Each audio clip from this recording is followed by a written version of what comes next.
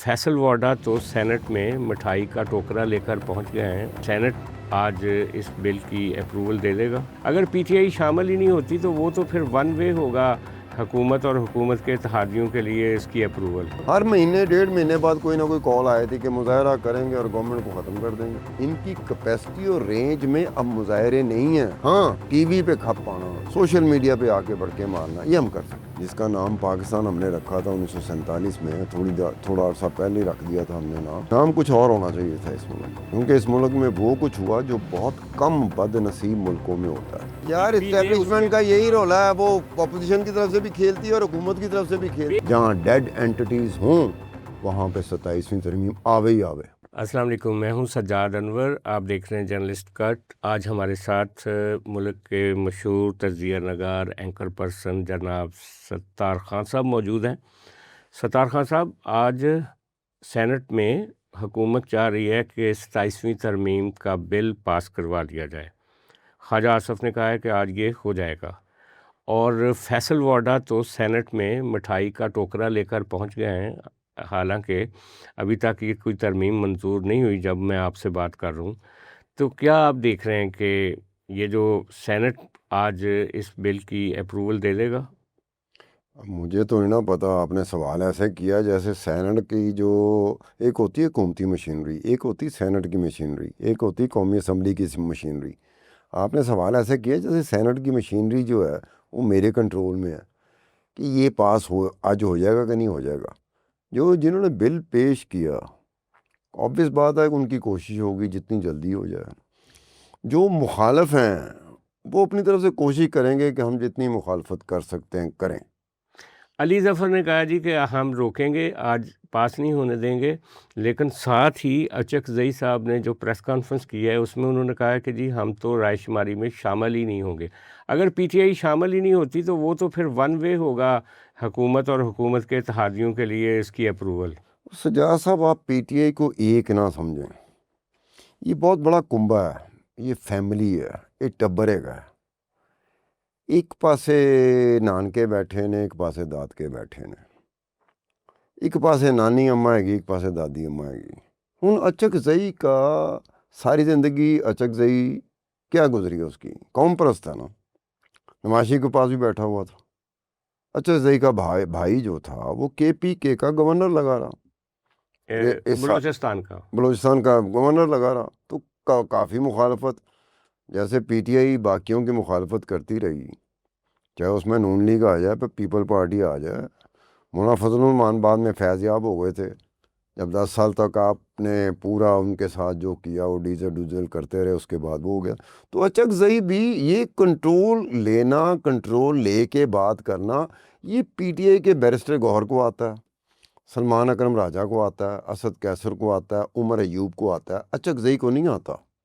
اچک زئی ایسی کئی بات بھی کر جائے گا جو برداشت کرنی پڑے گی کہ اگر آپ نے لیڈر آف دی اپوزیشن بنا لیا ہے تو وہ پی ٹی آئی نہیں ہے۔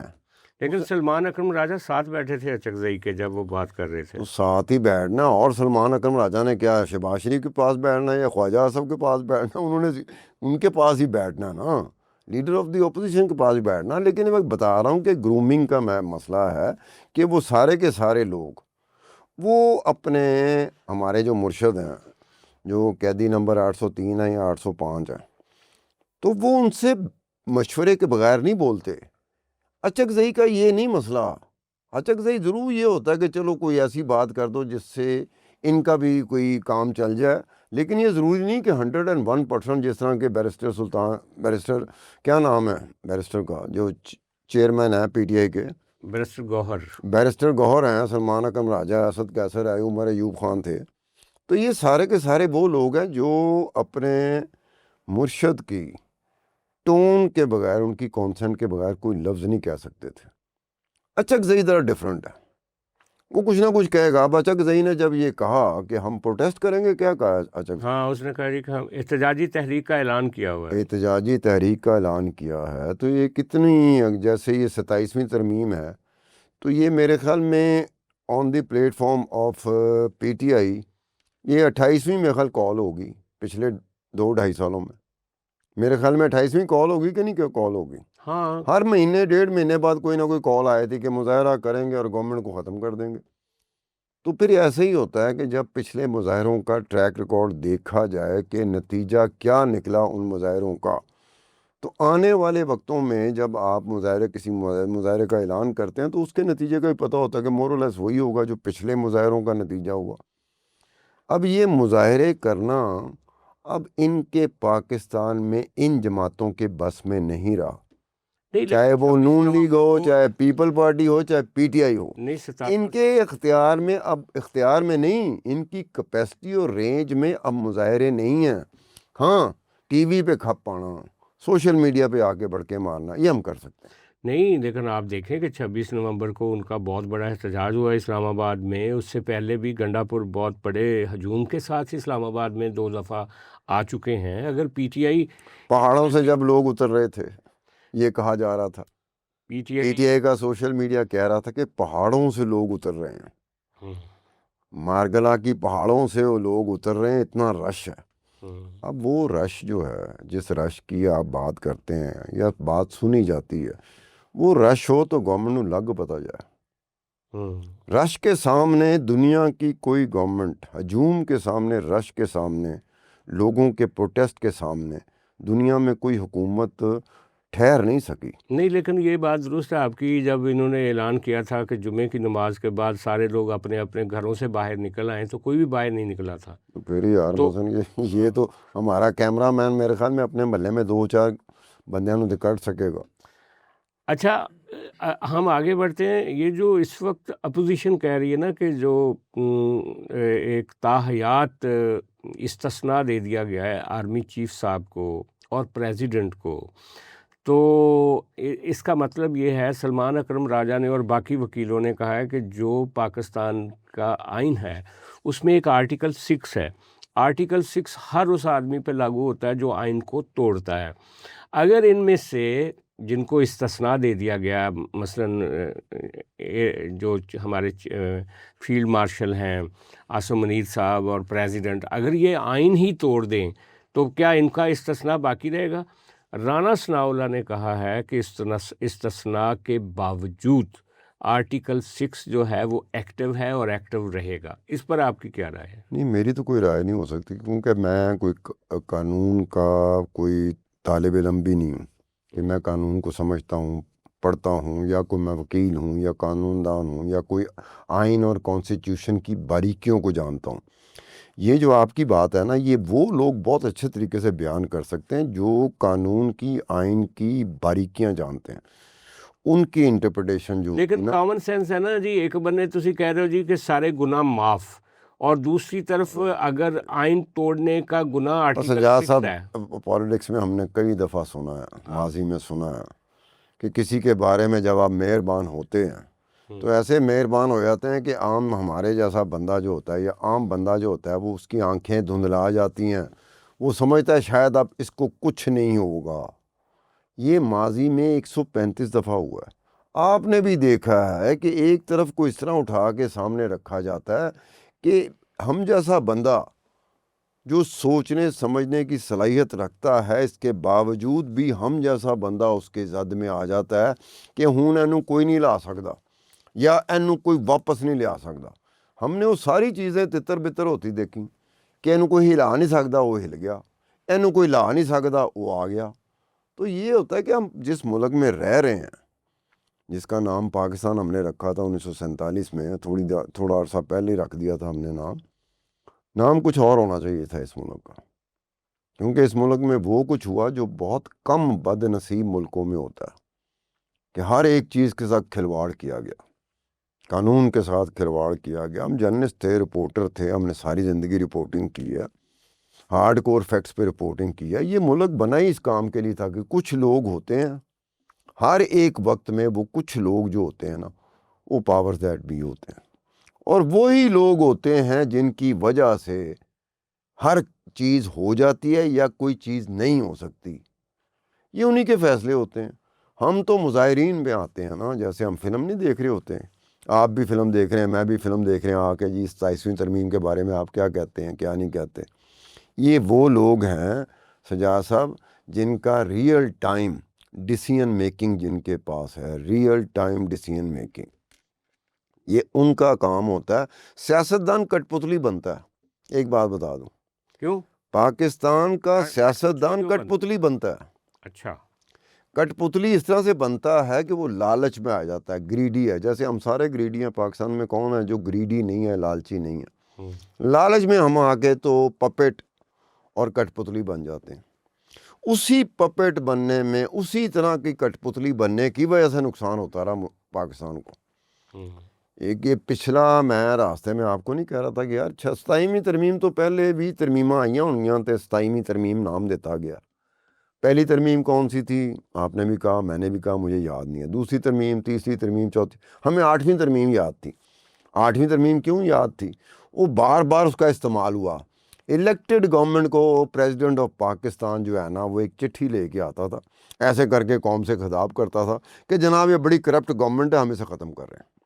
ایک جھٹکے میں الیکٹڈ حکومت ختم ہو جاتی تھی، اس لیے ہمیں 8ویں ترمیم یاد رہے گی۔ اب یہ جو ترامیم ہوتی ہیں نا، ہر وقت میں کوئی نہ کوئی سیاستدان ہوتا ہے یا سیاسی جماعت ہوتی ہے جو کٹ پتلی بنتی ہے۔ لیکن خان صاحب 18ویں ترمیم جو تھی وہ سیاستدانوں نے کی تھی، جس کے خلاف آج بھی ہماری اسٹیبلشمنٹ کہتی ہے کہ یہ 18ویں ترمیم کو ڈائلیوٹ کرنا چاہیے، اس کو رول بیک کرنا چاہیے۔ تو یہاں تو سیاستدان کٹ پتلی نہیں بنے تھے نا۔ اب آپ 27 ترامیم میں سے اگر ایک دو ترامیم ایسی آ گئیں جس میں سیاستدان کٹھے ہو گئے، تو یہ ایک دو دفعہ کیوں ہوا؟ ایک دو دفعہ سے زیادہ مرتبہ کیوں نہیں ہوا؟ 73 کا آئین جو ہے، 73 کا آئین دیکھیں نا، وہی بات ہو گئی، بڑی بریک تھرو۔ نا وہی بات ہو گئی۔ 73 کا آئین بنا، 73 کے آئین میں متفق تھے تو 73 کا آئین بنانا، متفق نہ ہوتے تو 73 کا آئین نہ بنتا۔ وہی میں کہہ، وہ تیسری کھڑکی سے آنے والے وہ آ جاتے۔ پھر ان سب کو تو ڈر تھا کہ وہ تیسری کھڑکی سے آنے والے کہیں دوبارہ نہ آ جائیں، تو انہوں نے کہا کہ کانسٹیٹیوشن میں 73 کے آئین میں ہم آپس میں مشاورت کر کے اور پھر رضامندی کے ساتھ یہ کر لیتے ہیں۔ یہ ہوتا ہے کہ سیاستدان جس دن یہ فیصلہ کر لے۔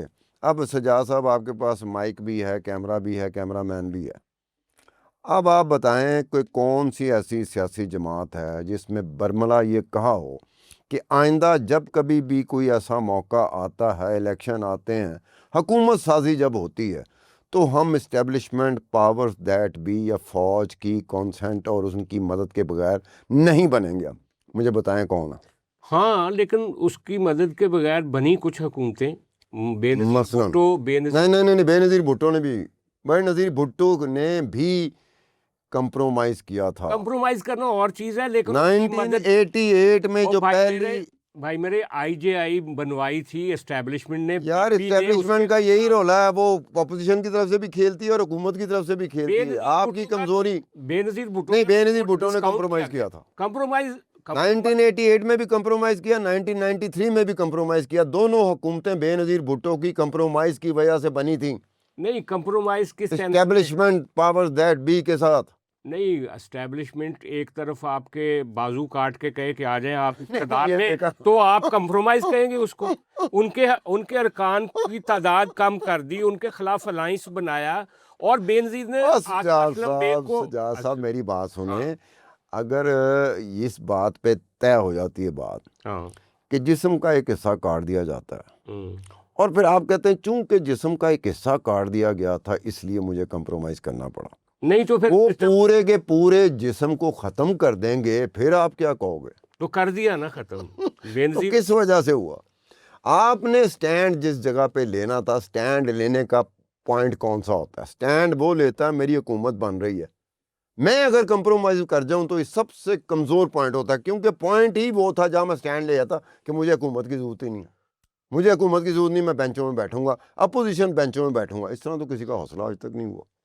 اچھا، ہر کوئی تو حکومت بنانے کے چکر میں ہوتا ہے۔ نہیں، لیکن آپ یہ بالکل رائٹ آف تو نہیں کر سکتے نا کہ سیاستدانوں نے آج تک کیا ہی نہیں۔ 8ویں ترمیم کس نے ختم کی؟ نواز شریف نے۔ 18ویں ترمیم میں 8ویں ترمیم یہ بتائیں کس لیے ختم کی گئی تھی؟ سارے ڈسے ہوئے تھے، بے نظیر تو دو پھر دفعہ ڈسی، میرا کہنے کا مطلب ہے اور کہ دونوں مرتبہ نواز شریف ڈسا جا چکا ہوا تھا 8ویں ترمیم سے. پھر انہوں نے کیا کہ یار اینج کرو کوئی تیسرا رستہ کڈو، ایک ہی کر دینے صدر پاکستان آئندہ پیچھے اسٹیبلشمنٹ بیٹھی ہوندی ہے، تو پھر فوج آپ بیٹھی یہ تو ہوندی نہ کہیں کہ ہر دفعہ کٹ پتلی بنتے ہیں. اچھا لیکن ہم آگے بڑھتے ہیں. اس وقت سب سے بڑی بات کی جا رہی ہے کہ جی 27ویں ترمیم کا سب سے بڑا وکٹم سپریم کورٹ ہوگا. اور کیا سپریم کورٹ جو ہے اگر ہم اس کو دیکھیں کہ اس کی جو پاورز تھیں کہ سو موٹو ایکشن لیا جاتا تھا، وزیر اعظم کو بلا کے ڈسمس کر دیا جاتا تھا، پریزیڈنٹ کے بارے میں کہا جاتا تھا کہ جائیں اس کے خلاف خط لکھیں آپ سوئٹزرلینڈ کی عدالت کو.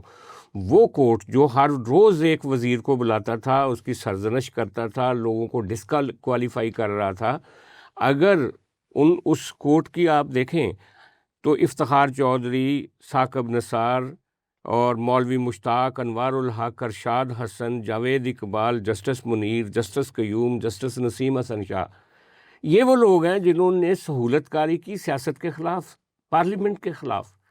اس اب وقت تو آپ 27ویں ترمیم نہیں تھی نا. آج کے انور سجاد صاحب، سجاد انور انور صاحب ایک بات دیکھیں کہ جب یہ چودھری افتخار صاحب جوڈیشل ایکٹیویزم میں ٹاپ گیئر پہ چلے گئے تھے، ان کے پیچھے کون تھا، ان کو سپورٹ کون کر رہا تھا، پبلکلی کون سپورٹ کر رہا تھا؟ اس وقت کی دوسری سب سے بڑی سیاسی جماعت نون لیگ اور میاں نواز شریف کر رہے تھے. اب دیکھیں آپ، انہوں نے نہیں دیکھا کہ یار یہ جو حرکت کر رہا ہے، یہ جو سپریم کورٹ اوور ایکٹیویزم میں چلی گئی ہے، یہ حکومت ہلا رہی ہے، وہ وزیر اعظم ہٹا رہی ہے، بلا رہی ہے، طلب کر رہی ہے. کیا اس وقت کسی کو نہیں پتا تھا کہ پریزیڈنٹ کو، اس وقت زرداری ہی پریزیڈنٹ تھے، پریزیڈنٹ کو صدر پاکستان کو استثنا ملا ہوا ہے، کسی قسم کا لیٹر نہیں لکھ سکتے تھے؟ کیا سپریم کورٹ کو نہیں پتا تھا؟ نواز شریف کو نہیں پتا تھا؟ تو یہی میں کہہ رہا ہوں آپ کو، یہ پاکستان کا پولیٹیشین اپنے مخالفت میں، اپنی مخالف سیاسی جماعت کے حوالے سے اس طرح کا کھیل کھیل جاتا ہے جو آنے والے وقت میں اس کے گلے پڑا ہوتا ہے. اب یہ نواز شریف نہ کرتے، اس وقت نواز شریف کو نہیں پتا تھا کہ جوڈیشل ایکٹیویزم ہو رہا ہے. اگر نواز شریف کو نہیں پتا تو نواز شریف یہ کیوں کہہ رہا تھا کہ میں اپنے شروع کے کچھ دن گزارنے ہیں، میں نے حکومت اگر میری بن گئی 2013 میں، وہ کیوں کہتا تھا کہ میں نے شروع کے کچھ دن سنبھل کے گزار رہے ہیں؟ کیوں؟ افتخار چودھری بیٹھا ہوا تھا، اپنے حوالے سے ڈرا ہوا ہے کہ میری حکومت کو بھی تنگ کر سکتا ہے. نہیں تو اس کے بعد افتخار چودھری تو نہیں تھا نا جب جسٹس کھوسا نے اس کی حکومت ڈسمس کر دی. جسٹس کھوسا نے جب حکومت ڈسمس کی تو کتنے دیر کے لیے ڈسمس کی؟ کتنے دیر کے لیے؟ ایک طرح سے نواز شریف کو تو ڈسکوالیفائی کر دیا تھا. وہ ڈسکوالیفائی کیا، پیچھے بھائی لوگ کھڑے تھے جن کو آپ ایسے نہیں کرتے. مجھے نہیں سمجھ آتی آپ لوگ ایسے کیوں کرتے ہو. میں کہا اسی طرح نام لے دیا کرو، ایسے کرتے ہیں جی انہوں نے کیا، کوئی کہتا ہے کہ جی بیلٹ باندھی ہوئی تھی انہوں نے کیا. اب یہ جسٹس کھوسا صاحب کا جو ڈیسیژن تھا جس میں نواز شریف کو نااہل کیا گیا تھا، آپ اس کی بات کر رہے ہیں. یہ ایک بات طے ہے، آج بھی جوڈیشری کے حوالے سے جو بڑے بڑے متنازع قسم کے فیصلے ہیں نا، اس میں میاں نواز شریف کا ڈسکوالیفائی ہونا بھی ایک بہت بڑا متنازع فیصلہ ہے. یہ ایک ایسا فیصلہ جس پہ فخر نہیں کیا جا سکتا. مخالفین تو کریں گے، لیکن وہ تو اس سے پہلے خود میاں صاحب نے کہا تھا کہ جناب آپ یہ جو یوسف رضا گیلانی عہدے پہ کیوں بیٹھے ہیں، ان کو کیوں نہیں نکالتے؟ اور میں وہی کہہ رہا ہوں نا کہ نواز شریف کو چاہیے تھا اس وقت جب Chaudhry Iftikhar supreme court peoples party کے حکومت اور زرداری کے خلاف اور گیلانی کے خلاف ایکٹیو تھی، اس وقت نواز شریف کو چاہیے تھا کہ جناب آپ یہ نہ کریں. اس وقت انہوں نے نہیں کیا کیونکہ نقصان پہنچا تھا مخالف سیاسی جماعت کو، پیپل پارٹی کو. تھے ڈاکٹر کوٹ کسی نے کہا، کسی نے کہا کہ کالا کوٹ پہن کے نا نواز شریف سپریم کورٹ میں گیا تھا. یہ بھی کسی نے کہا تھا. اچھا چلیں آخری سوال کہ یہ جو 27ویں ترمیم ہے، آپ کہہ رہے ہیں نا کہ ہر چیز کا الٹا سیاستدانوں کو نقصان ہوتا ہے. اس کا سیاستدانوں کو کیا نقصان ہوگا؟ اس کا سیاستدانوں، آج سیاست کی جو بازی ہے پلٹ دی جائے، جو اپوزیشن میں حکومت میں آ جائیں، جو حکومت والے ہیں وہ اپوزیشن میں چلے ہیں، دونوں مارے جائیں گے، دونوں ریسیونگ اینڈ پہ ہیں. ہم لوگ وقتی طور پہ نا کوئی فائدہ کا سوچ رہے ہوتے ہیں، میرا مخالف ہے گا انہوں کچھ ہو جائے. وہ یہ نہیں سوچتے کہ اس مخالف کے جانے کے بعد آپ کی باری ہے. یہ پتہ نہیں ساڑھا سیاستدان کیوں نہیں سوچتا، یا اس کے سوچ میں ہوتا کہ میں سنبھال لوں گا. سنبھال لیا کبھی؟ ایسا کبھی نہیں ہوا. یہ جب تک اپنا طے کر لے میرا کسی سے اختلاف ہے، مجھے پتہ ہے کہ اختلاف ہونے کے باوجود میں نے چلنا کیسے ہے. یہ سیاست میں نے اختلاف دیکھا ہے کہ اختلاف میں ایسے لگتا ہے جیسے کوئی پراپرٹی کا پھڈا پہ ہے، کوئی اربا روپے کی پراپرٹی کا پھڈا ستار پہ ہے، خان صاحب کا کوئی کہنا جی مرڈر ہوئے نے 27ویں ترمیم کے نتیجے میں سارے مارے جائیں گے. اب سارے ہی ہوں گے نا، سارے ہی. انور سجاد انور صاحب کون سا ایسا بندہ ہے؟ سیاست ہو زندہ، جمہوریت ہو زندہ، 27ویں ترمیم آ سکتی ہے؟ کامن سینس بتائیں. یہ تو ڈیڈ اینٹی ہے، یہ سیاستدان بھی ڈیڈ اینٹی ہے، چاہے وہ اپوزیشن میں ہو یا حکومت میں ہو، ڈیڈ اینٹی. اور ہم بھی لوگ ڈیڈ اینٹی ہو چکے ہیں. جہاں ڈیڈ اینٹیز ہوں وہاں پہ 27ویں ترمیم آوے ہی آوے. اس کے ساتھ ہی آج کا پروگرام ہم کنکلیوڈ کرتے ہیں. بہت شکریہ ستار خان صاحب. اگلے ہفتے پھر آپ لوگوں سے ملاقات ہوگی. بہت شکریہ.